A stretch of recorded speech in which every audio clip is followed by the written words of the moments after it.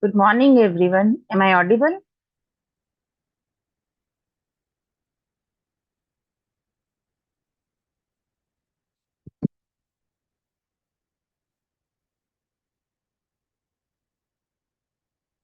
Am I audible to everyone?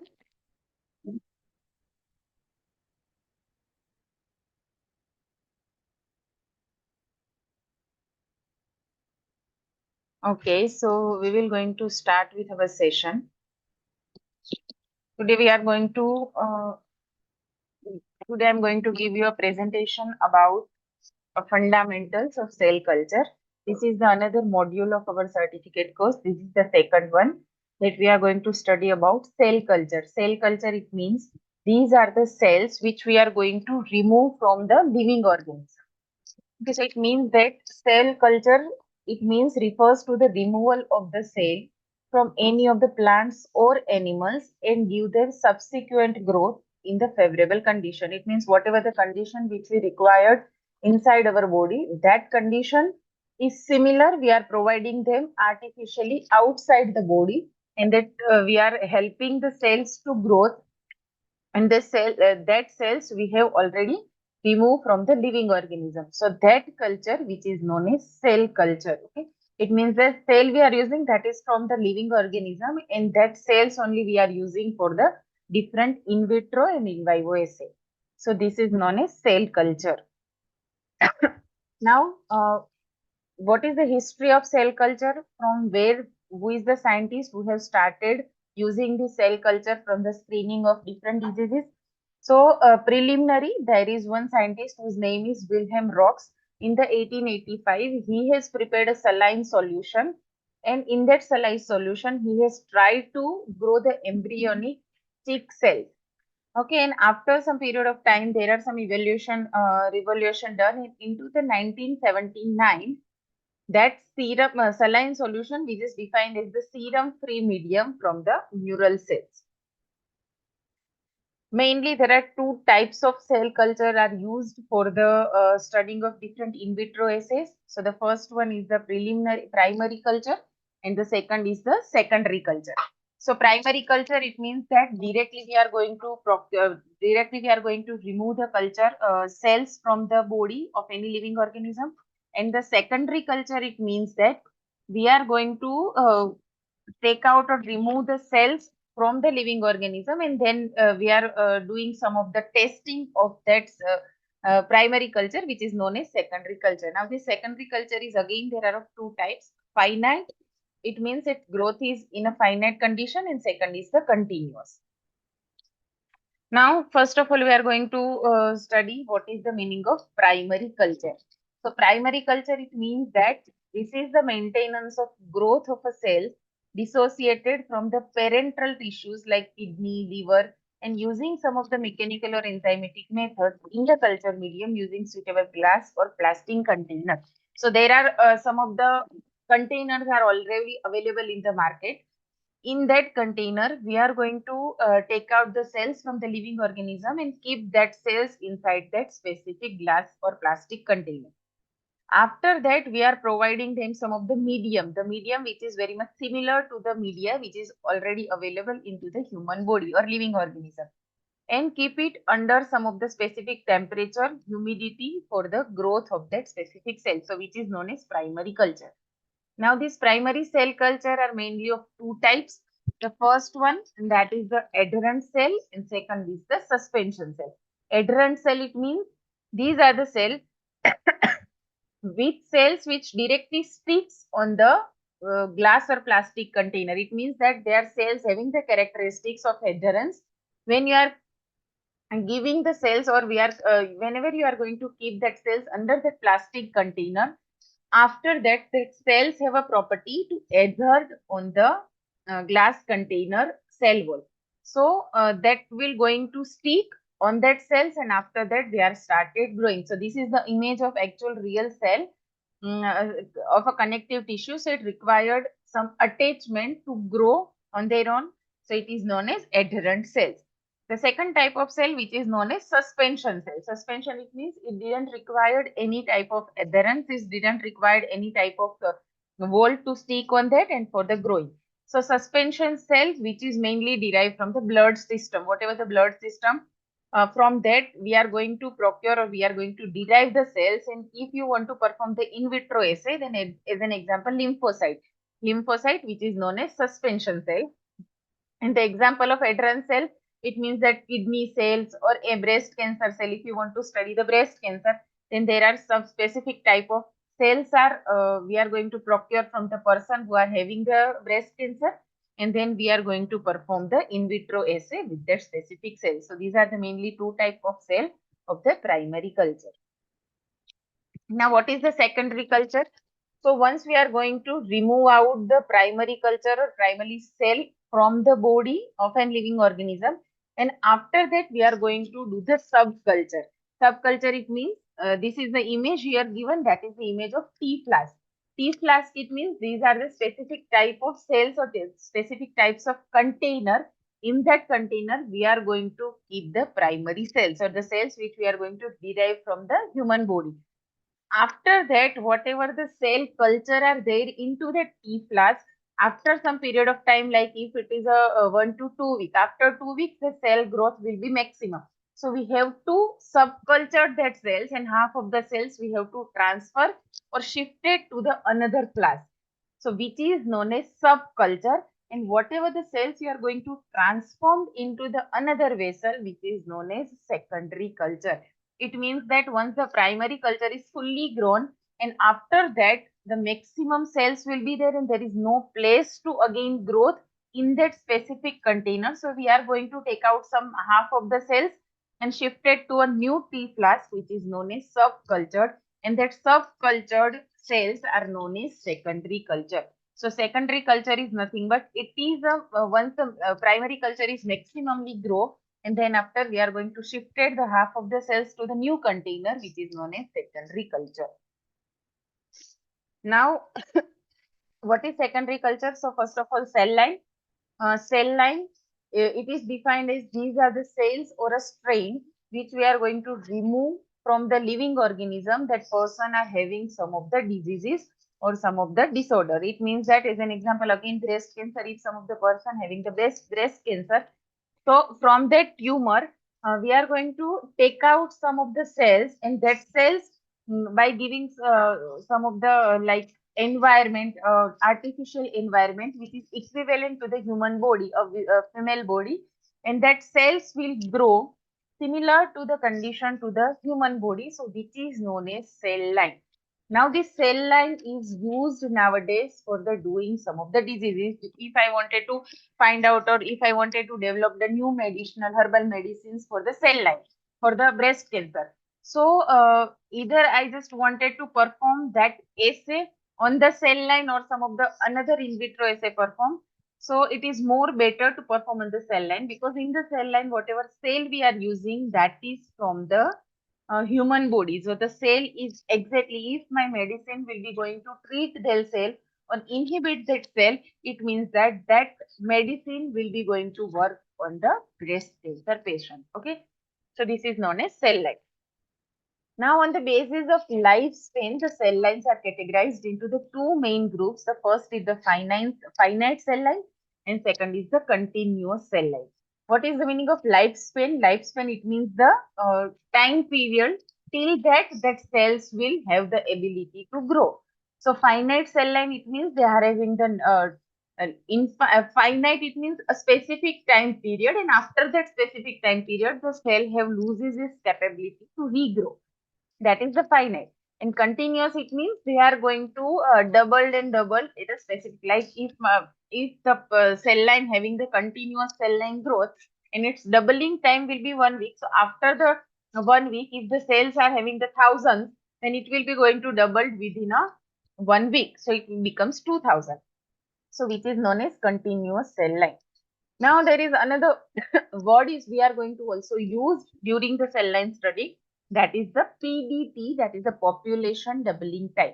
Population doubling time, it means the average time that cell line will going to take to double their cells.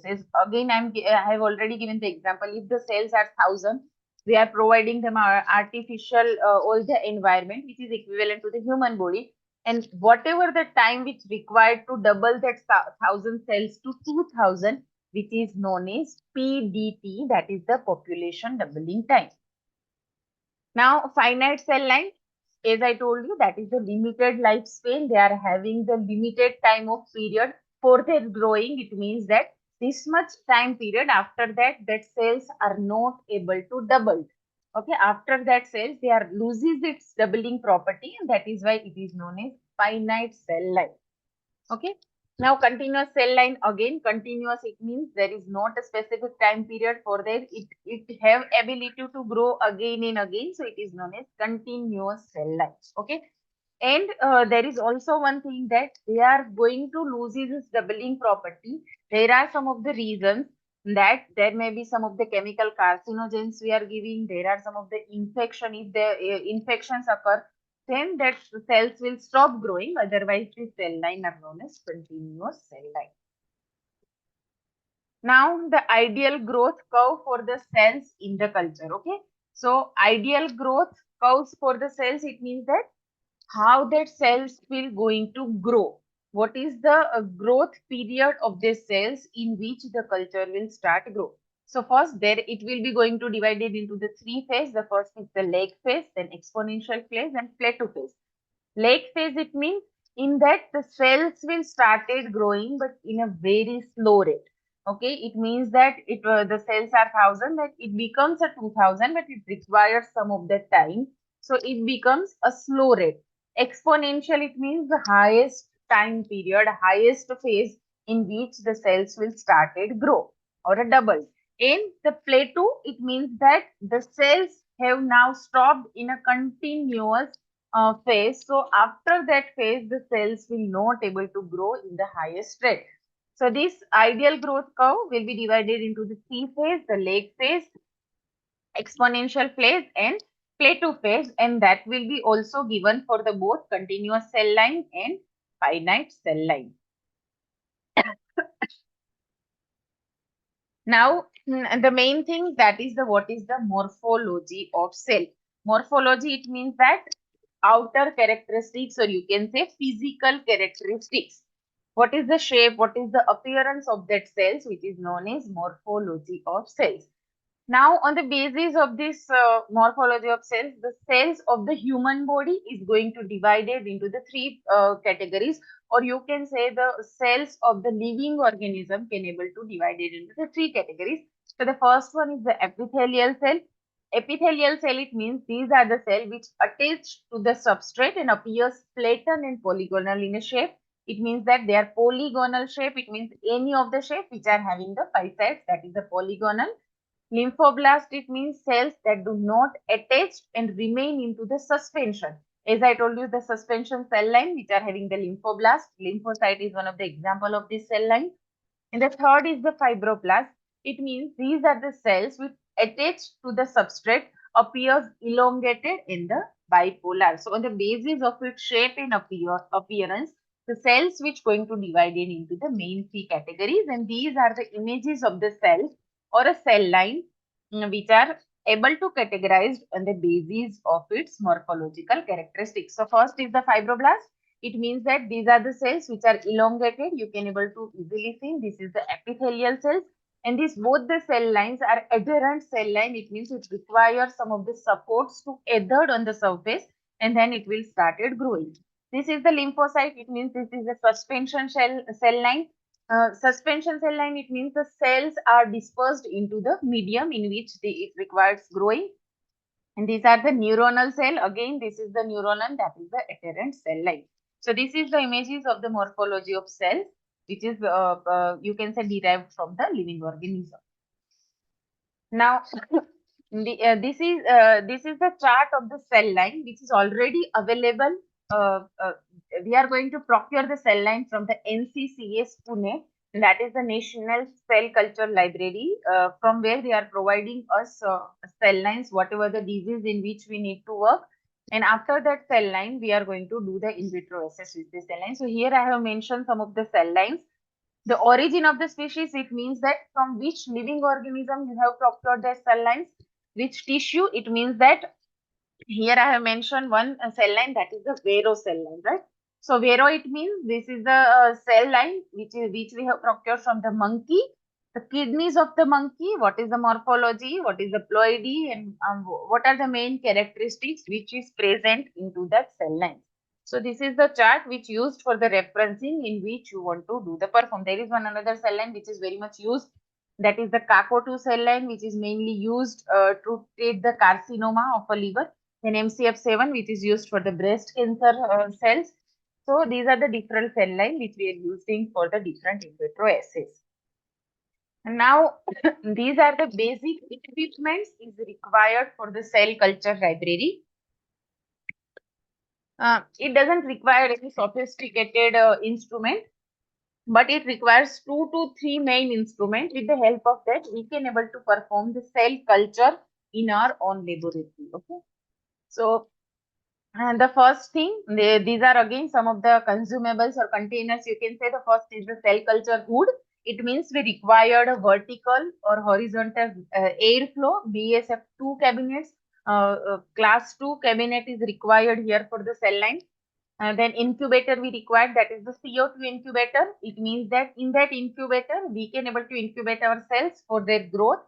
We required water bath, centrifuge, refrigerator, freezer, that is the -20 degree.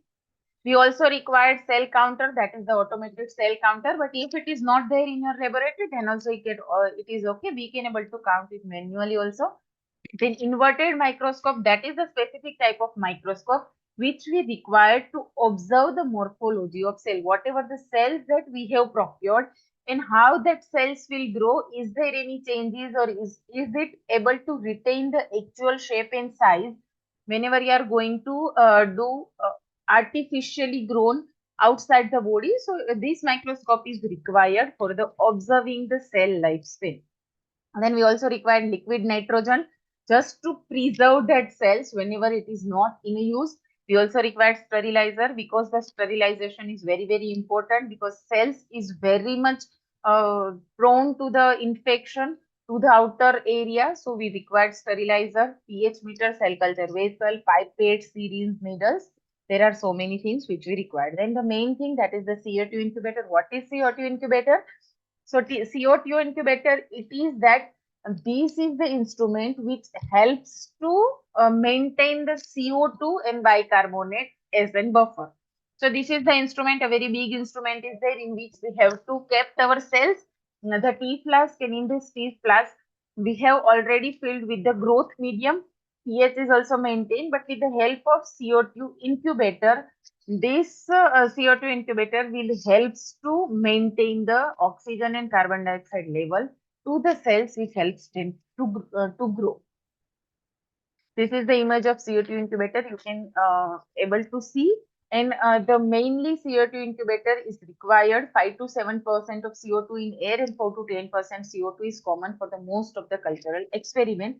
So we can able to maintain and set that specific CO2 main temperature and CO2 environment to that cells which we required for the in vitro assays.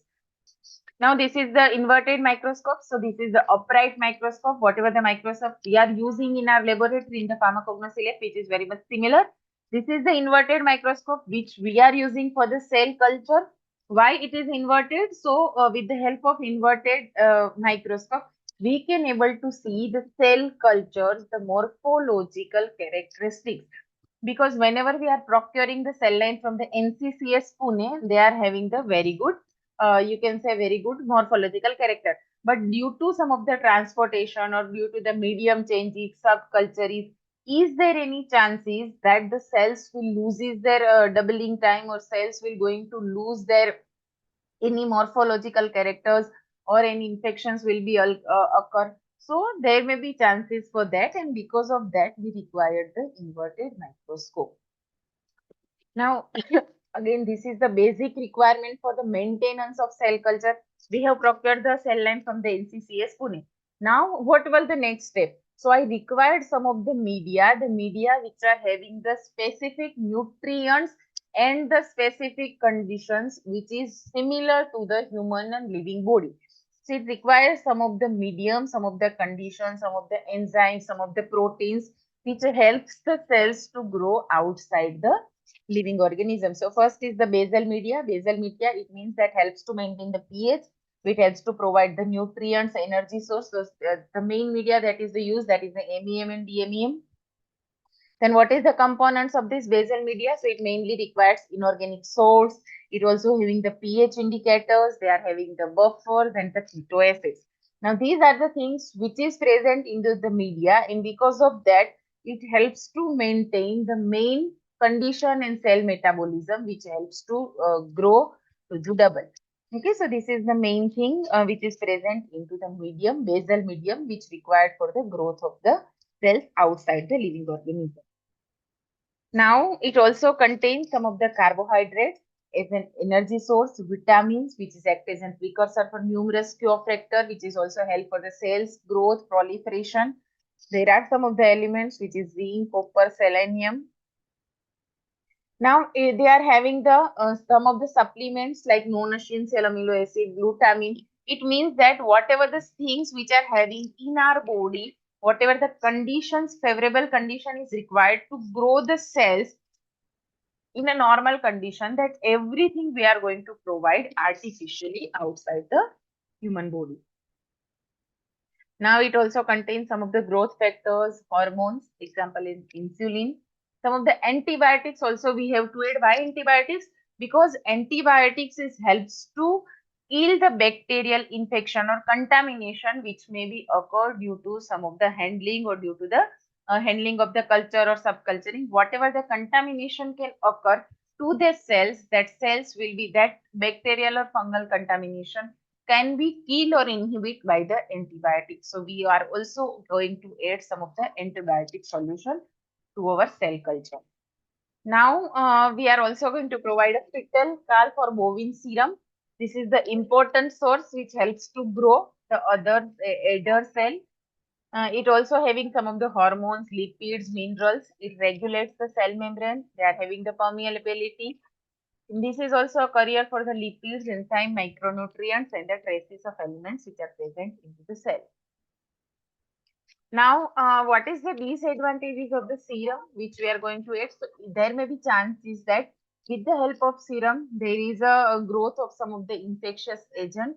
It also contains some of the variable composition which we didn't know. So, there may be chances to add the disadvantages of serum. They are also expensive, and there are some of the regulatory issues that maybe came into the market. So to minimize the risk. So this is the disadvantages of the serum, which we fetal bovine serum, which we are using into the basal medium. Now, now we are going to talk about the methods for the cell detachment. As I told you that the cells which is having that cell has the property to adhere on the wall of the T plus. Here the image is shown. You can able to see this plus which is known as T plus. T plus it means that this is the plus in which we are able to, or in which the plus which we are used to grow the cells. So what is the, first of all, whenever the cells we are procuring from the NCPS Pune or from the any of the laboratory or library, cell library, so they are having the cells which are going to adhere on the wall of this T flag. Now what we are going to do, once the some period of time the cells grown maximum, so we have to require some of the, we need to take out the half of the cell from that T flask, and we need to shift it onto the another T flask. Okay. So the first we are going to use the rubber spatula, because we cannot able to use any other plastic or glass spatula. Otherwise the cells may be affect, and due to that the cells may be chances to die, or it may be chances to some of the physical destruction of the cells. So we can use the rubber spatula, that is easy to which is quick and easy to use. There may be no chances of destructive of cell and may result into the significant cell death. And that is why we are using this type of specific spatula, that is a rubber spatula. Now, proteolytic of enzymes. This is also one type of cell detachment. So what you are going to do, you are going to add some of the reagent, that reagent having the ability to detach the cells from the surface of the T flask.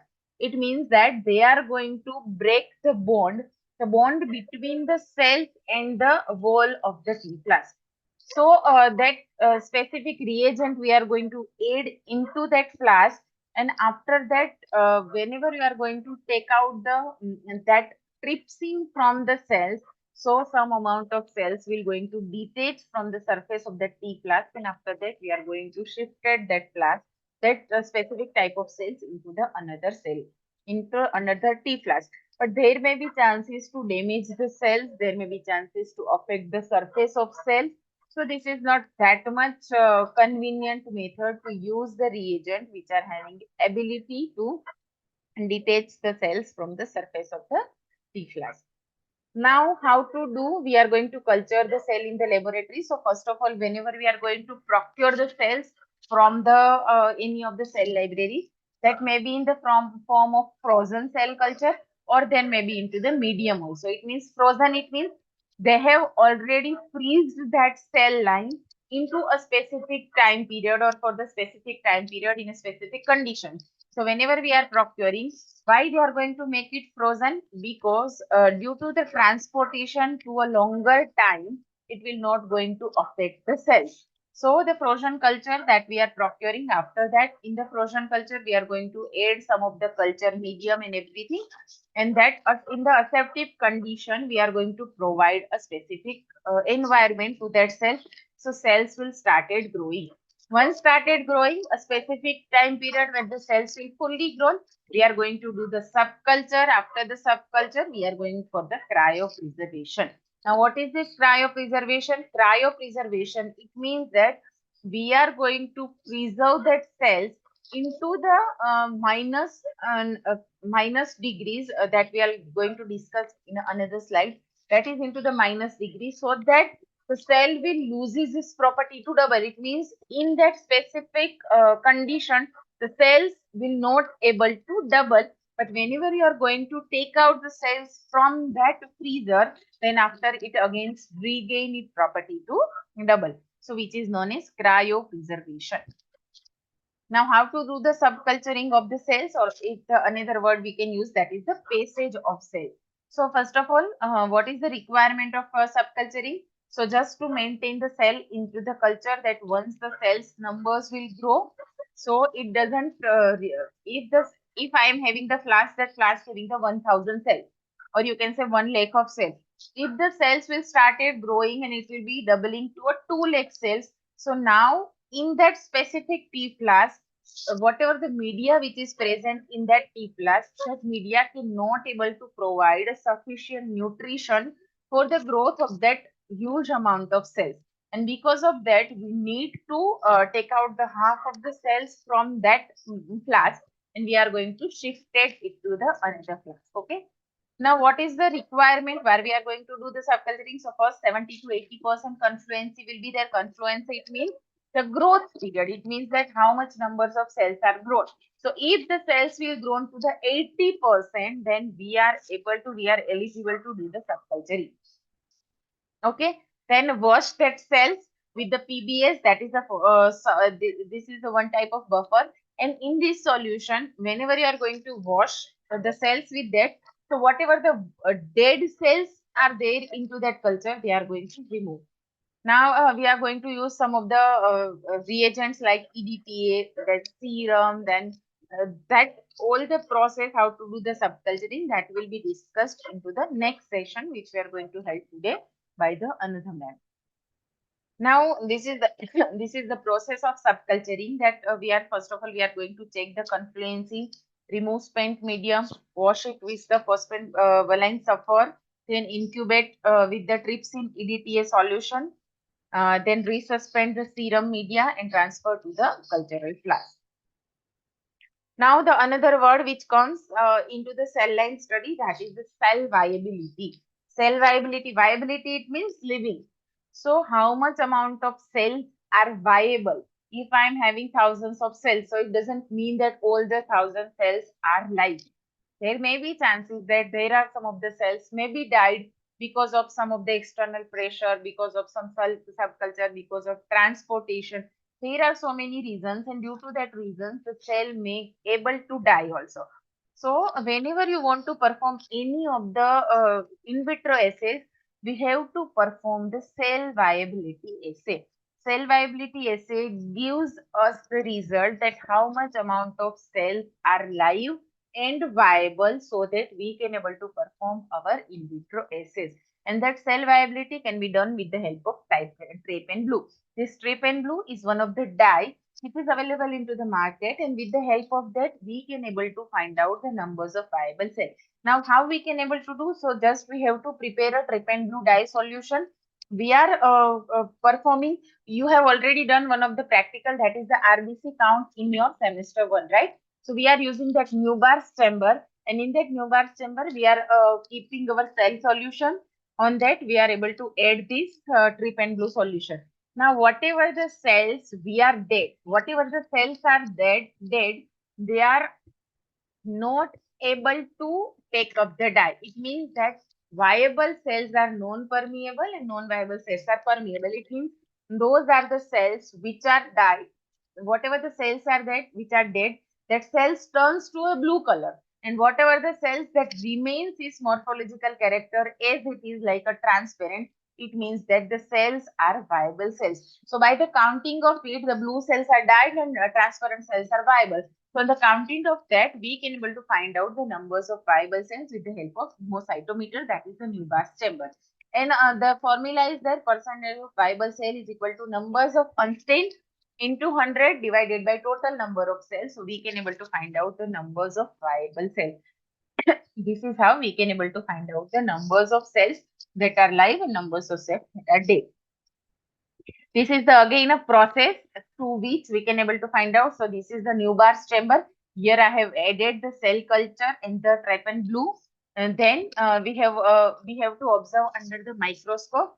So in the microscope, you can able to see that whatever the cells they are bluish in a color, that cells are dead. Here you can able to see there are some of the cells which are bluish in a color. So that cells are dead, and whatever the cells they are transparent in color, it means that cells are having the viable. So with the help of that, we can able to find out the cell viability. So this is the counting of cells. There are right now in the market there are automatic cell counter machines are also already available. So you can use that also, or else we can manually also count the cell of the viable. Now comes to the cryopreservation. As I told you, cryopreservation, it means that this is the technique with the help of that we can able to preserve our cell line for the longer period of time. It means that I have subcultured 1 to 2 cell line for the period of time. My in vitro assay is already done, and still I am having some of the cells which are in a good condition. Now I don't want to perform any assay for next 6 months to 1 year. So what will I am going to do? I will going to do some of the process of that cryopreservation. In after that, in that ampules, we are going to fill that cells and preserve under the very lowest temperature, that is into the nitrogen for some period of time. And after that, that cells will going to preserve for the longer period of time. Okay. Now the meeting will be going to end within a minute. Then you need to rejoin the meeting into the same link. Then we are going to continue the same.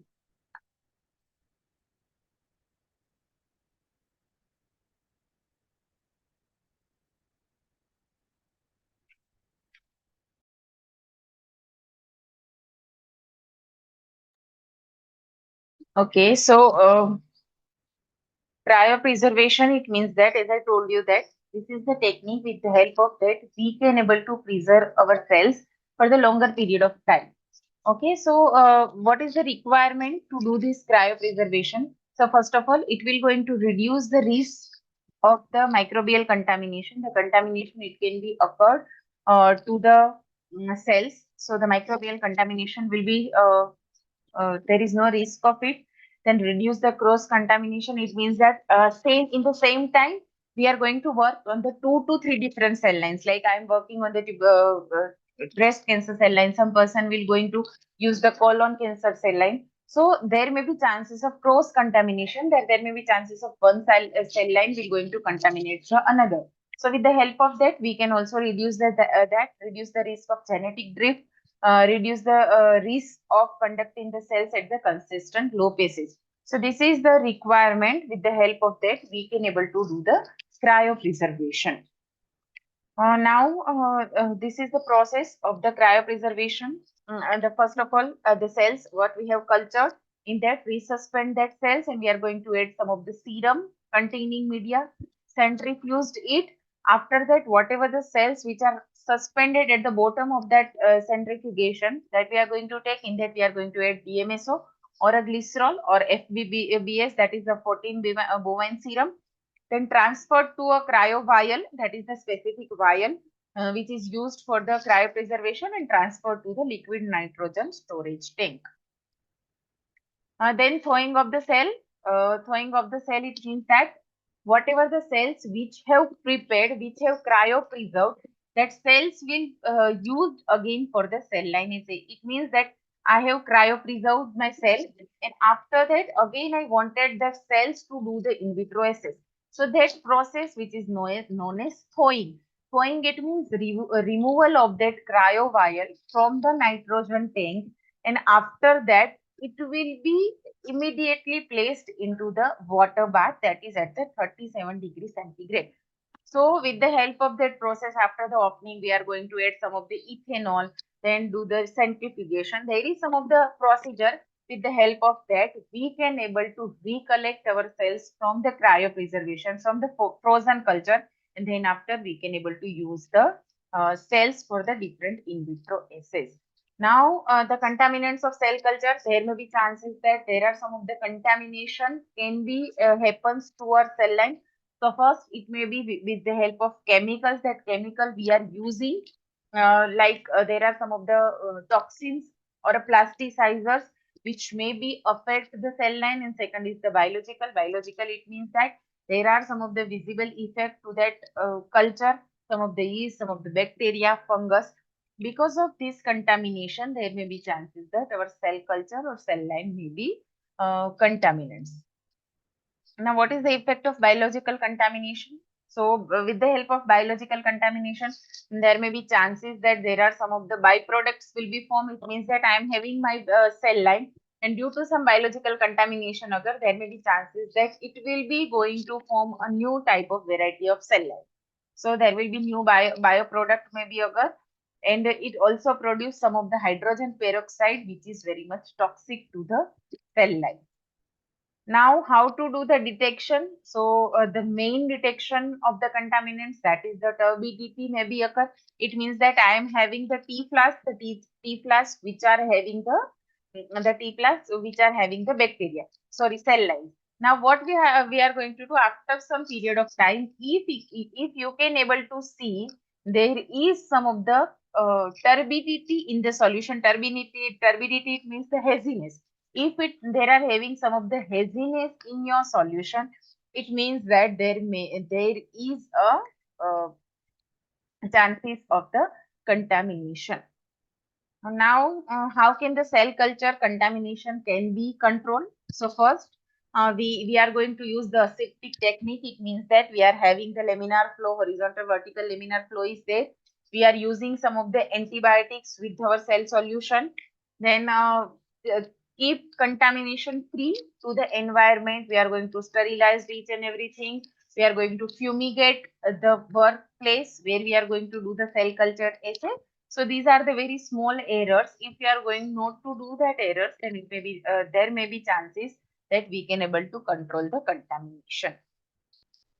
So this is all about today's introduction about the cell line. And that cell line, it means that with the help of cell line, you can perform the different assays of the um, cell lines. Okay, the cell line which we are using for the different in vitro assays. Now, the next session which is taken by the Dr. Kunjal Vegad, she will be going to describe what are the type of assay that you can able to perform with the help of cell line. So before the understanding that, you must know about what is the cell culture and what is the main things that used to study the cell line, what is cell lines, how to do the subculture. So you must be know all the things. So with this lecture, if you are having any of the doubt regarding the cell culture or cell lines or subculture, then you can ask me. After that, you have to study about the different in vitro assays that we are using, that we are performing with the help of this cell line. So any of you having any of the doubt regarding to the cell culture, that you can ask.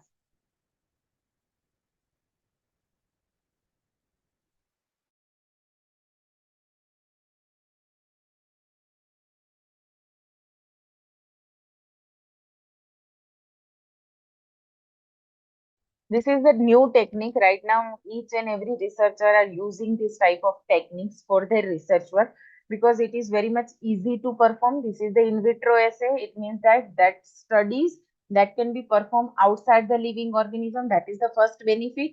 And second, the cells that you have procured, that you are using, that is from the living organism. So whatever the result you will get, that results are very much specific, because if your medicine, your new development, that if that able to inhibit the cells which is from the living organism, that there is a more chances that it can able to cure the disease into the living organism. So before going to the in vivo assay, nowadays each and every researcher are using the cell line studies and cell culture assays to perform the screening of the many diseases. So this is right now in the world, this is a very good trending topic for the researcher. So if you are having any ask or any doubt related to this, then you can ask.